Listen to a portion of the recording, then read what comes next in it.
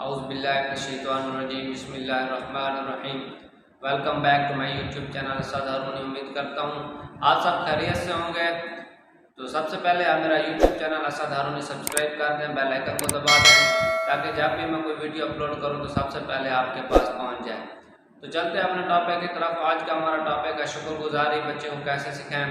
تو شکر گزاری اللہ تعالیٰ قرآن پاک میں کئی آیات میں فرماتا ہے کہ تم میرا شکر ادا کرو میں تمہیں اور عطا کروں گا۔ تو ایسے ہی نبی کریم صلی اللہ علیہ وسلم کی بے شمار حدیث ہیں کہ اللہ تعالیٰ اس بندے سے راضی زیادہ ہوتا ہے جو اللہ تعالیٰ کا شکر ادا کرتا ہے۔ تو اللہ تعالیٰ فرماتا ہے کہ آپ کے تمام رزق کا ذمہ میں نے خود لیا ہوا ہے، آپ کے پیدا ہونے سے لے کر مرنے تک تمام اسباب اللہ تعالیٰ خود پیدا فرماتا ہے۔ تو یہ جو ہم شکر ادا اللہ تعالیٰ کا کیسے کریں گے، جیسے ہی ہم بچے کو جو چیز سمجھائیں گے ویسے ہی وہ کرے گا۔ تو ایک چیز ہوتی ہے جو ہم نے خود سے نہیں سمجھتے، دوسرے سے لوگوں سے سمجھتے ہیں۔ مثال کے طور پر ہم نے اگر کوئی گاڑی چلانا سیکھی ہے یا کوئی بھی ہنر ہم سیکھتے ہیں، جیسے ہمیں سکھایا جاتا ہے ہم بالکل ویسے ہی ہنر سیکھتے ہیں۔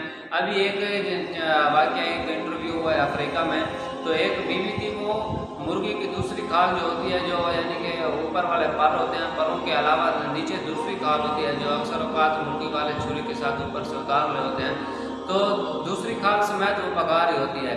تو انٹرویو کرنے والا پوچھتا ہے کہ یہ آپ کیوں پکاتی ہیں، اس کی کیا وجہ ہے؟ تو اس نے بتایا کہ مجھے نہیں پتا، مجھے صرف یہی پتا ہے کہ یہ میری ماں ایسے پکاتی تھی اس لیے میں اس کو پکا رہی ہوں۔ تو وہ انٹرویو کرنے والا نے اس سے پوچھا، اس کی ماں کا ایڈریس، وہ دوسرے ٹاؤن میں رہتی تھی، اس کے پاس پہنچ گیا۔ جب اس کے پاس پہنچا تو اس سے پوچھا کہ ماں جی آپ یہ کیسے پکا رہی ہیں؟ تو اس نے بتایا کہ میری ماں بھی ایسے ہی پکاتی تھی، دوسری کھال سے میں مرغی کو پکاتی تھی، میں بھی ایسے پکا رہی ہوں۔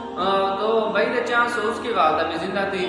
اب وہ اس کے والدہ کے پاس پہنچ گیا، اس کی والدہ سے پوچھا کہ آپ یہ مرغی کی دوسری کھال سمیت کیوں پکاتی ہیں، اس کی کیا وجہ ہے؟ اس نے بتایا کہ میری ماں بھی بالکل ایسے پکاتی تھی۔ تو دوستو، جو چیز ہم ایک بندے کو سکھاتے ہیں وہ نسلوں در نسل میں شفٹ ہوتی جاتی ہے، وہ عادات نسلوں میں شفٹ ہوتے جاتے ہیں۔ تو ہم کہیں ہم نے شکر ادا کیسے کرنا ہے اللہ تعالیٰ کا، جو جیسے ہی ہم بچوں کو سکھائیں گے ویسے ہی وہ شکر ادا کرے گا۔ ابھی ہم جس بچے کو ہمیں شکر ادا کرنا کیا ہوتا ہے، تسبیح میں پڑھتے رہنا کیا اس میں شکر الحمدللہ، کیا اس سے شکر ادا ہو جاتا ہے؟ شکر ادا ہوتا ہے اللہ تعالیٰ سے، اللہ تعالیٰ کا دل کے رشتہ ہوتا ہے، آپ کی حرکات آپ کی احساسات سے محسوس ہو کے یہ اللہ تعالیٰ کا شکر ادا کرتا ہے۔ ایک بندہ ہے جس کو اللہ تعالیٰ نے رزق بہت زیادہ عطا کیا ہے، لیکن وہ بانٹتا نہیں ہے، وہ اپنے ہاتھ کو رزق کو تنگ کر کے رکھتا ہے، وہ کسی کو بانٹتا نہیں ہے۔ تو وہ اپنے پیسے کو سیو کرنا سکھاتا ہے اپنے بچوں کو۔ تو ایسا وقت ایک ایسا آتا ہے، ایسے واقعات بھی ہوتے ہیں کہ والدین بیمار ہوتے ہیں، بچے دوائی لینے نہیں جاتے، تو اس کی کیا وجہ ہوتی ہے؟ اس کی وجہ یہی ہوتی ہے کہ والدین نے ان کو پیسہ سے خرچ کرنا نہیں سکھایا ہوتا اور ان کو جمع کرنا سکھایا ہوتا ہے، اور آخر اوقات وہی بندہ جب مرتا ہے تو اس کی اولاد کو ایک کنارے پہ چھپتی پھرتی ہے کہ کہیں ہمیں اپنے باپ کا کفن نہ لینا پڑ جائے۔ تو ہم نے اپنی اولاد کو سکھانا ہے کہ آپ نے خرچ کرنا سکھانا ہے، ہمیں سخی پن سکھانا ہے، اور جو ماں بھی سخی ہوگی اس کا بیٹا اس کے اولاد سخی ہوگی۔ اگر ماں میں باپ میں سخاوت نہیں ہوگی تو بچہ بھی سخی نہیں ہوگا۔ تو ایک بچہ ہے، آپ اس کو کہتے ہیں کہ آپ بہت اچھے ہیں، تو لڑکا مان رہے گا؟ آپ ایسے ہی اس کو 101 پر تسبیح پڑھتے رہے ہیں، آپ بہت اچھے ہیں، آپ بہت اچھے ہیں، آپ بہت اچھے ہیں، تو کیا وہ لڑکا مان جائے گا؟ ایک دوسرا بچہ ہے، آپ کو آتا ہے آپ کے پاس، آپ اس کو بولتے ہیں کہ آپ بہت اچھے ہیں، آپ اس کو گلے لگاتے ہیں، آپ دل سے اس کو کہہ رہی ہیں، تو آپ کو ایک ہی بار کہیں گی تو اس کو محسوس ہو جائے گا کہ یہ ماں مجھے آپ کہہ رہی ہے کہ میں بہت اچھا ہوں، تو اس کے احساسات اس کے حرکات سے آپ کو پتہ چل جائے گا، اس کو پتہ چل جائے گا کہ میری ماں مجھے اچھا کہہ رہی ہے۔ ایسے ہی جب آپ اللہ تعالیٰ کے ہاں شکر ادا کرتے ہیں تو اللہ تعالیٰ کے ہاں بھی آپ کے حرکات آپ کے احساسات آپ کے دل کی بات دیکھی جاتی ہے کہ یہ بندہ کیا کرتا ہے۔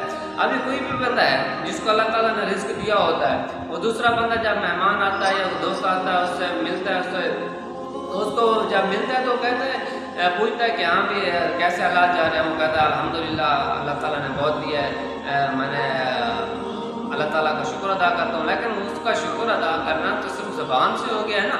अब अल्लाह ताला ने इनको जो भी दिया है, आप सैलरी है आपकी, आपका रिस्क है, आपका कारोबार है, आप उसमें से हस्ब तौफीक बांट दिया करें। आप जब बांटेंगे तो आपको शुक्र अल्हम्दुलिल्लाह कहने की ज़रूरत भी नहीं होगी, क्योंकि अल्लाह ताला कि हाँ शुक्र अल्हम्दुलिल्लाह यही है कि आपको अल्लाह ताला ने जो रिस्क दिया है आप उसको आगे बांटें। तो अपनी औलाद को ये सिखाना है कि अल्लाह के राह में खर्च करना सिखाएं, उनको सखी बनाएं। तो एक वाक़या है, हज़रत राबिया बसरी रहमतुल्लाह अलैहा के पास एक फ़कीर आया, तो उसने कुंडी खड़काई तो उसने रोटी का सवाल किया। तो हज़रत राबिया बसरी के पास एक रोटी पड़ी हुई थी, उसने वो रोटी फ़कीर को दे दी। थोड़ी देर के बाद एक बच्चा आया, उसके हाथ में 3 रोटी थी। वो आया, उसने दरवाज़ा खटखटाया कि जनाब ये आपके लिए हम रोटी लेके आए। तो हज़रत राबिया बसरी ने कहा कि ये नहीं, मैं नहीं ले सकती, आप ले जाइए रोटी। अब एक मेहमान उनके पास बैठा होता है, वो देख रहा होता है कि यार भूख भी बहुत लगी हुई है, लेकिन मोहतरमा ने रोटी भी नहीं ली, तो आप क्या खाएंगे। तो थोड़ी देर के बाद 4 रोटी लेकर एक बच्चा आ जाता है। अब जब वो बच्चा आता है तो उसको भी वो मना कर देती हैं, उसको कहते हैं नहीं आप ले जाओ, ये रोटी आपके पास नहीं है, हमने नहीं लेनी। वो चला जाता है। उसके बाद एक बंदा और आता है, वो 5 रोटी लेके आता है, दूसरा 6 लेके आता है, आखिरकार एक बंदा आता है, वो 10 रोटी लेकर आता है। अब वो मेहमान सारा मंजर ये देख रहा होता है। जब वो 10 रोटी वाला आता है तो हज़रत राबिया बसरी उनसे वो ले लेती हैं रोटियाँ। अब जब वो रोटियाँ लेके आती हैं तो वो मेहमान पूछता है कि आपने ऐसा क्यों किया, 3 रोटी भी तो आप ले सकती थी, 4 भी ले सकती थी, 5 भी ले सकती थी, आपने 10 क्यों ली। तो उसने फरमाया कि अल्लाह ताला का वादा है हमसे, हम उसके राह में एक खर्च करेंगे तो अल्लाह ताला हमें 10 देगा। तो एक और वाक़या है, हज़रत हसन बसरी रहमतुल्लाह अलैह एक महफिल में बैठे थे, तो उन्होंने कहा कि जब तुम अल्लाह ताला का शुक्र अदा करते रहो, उसके आगे गड़गड़ाते रहो, एक दिन ऐसा आएगा कि अल्लाह ताला अपने रहमत के दरवाजे, आपके लिए रिज़्क़ के दरवाजे, रहमत के दरवाजे खोल देगा। तो उस महफिल में बैठा एक फ़कीर वो खड़ा हो गया, उसने बोला कि हसन आपने ये क्या फरमाया कि अल्लाह ताला की ये शान भी नहीं है कि अल्लाह ताला अपने रहमत के दरवाजे बंद कर, अल्लाह ताला के रहमत के दरवाजे तो हर वक्त खुले रहते हैं। तो ये अल्लाह ताला की रिज़्क़ अल्लाह ताला देता है, आप उसके राह में खर्च करना सिखाएं बच्चों को, और जब बच्चे बड़े होंगे तो आपको ये सखावत आपके काम आएगी। तो इंशाअल्लाह अगले टॉपिक में मिलेंगे, तब तक के लिए इतना काफ़ी है। आप तो मेरा चैनल सब्सक्राइब कर दें। इंशाअल्लाह आप हर व्लॉग में एक नई से नई बात देखेंगे।